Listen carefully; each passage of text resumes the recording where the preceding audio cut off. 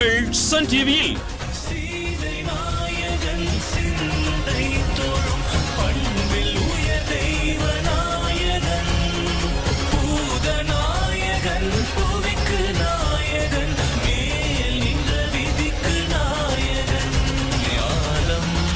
திருமால் வைகுண்டத்திற்கு வரவிருக்கிறார்.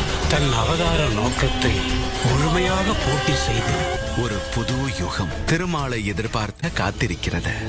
இன்று நான் என் இறுதி பொறுப்பை உங்கள் முன்னால் நிறைவேற்றப் போகிறேன்.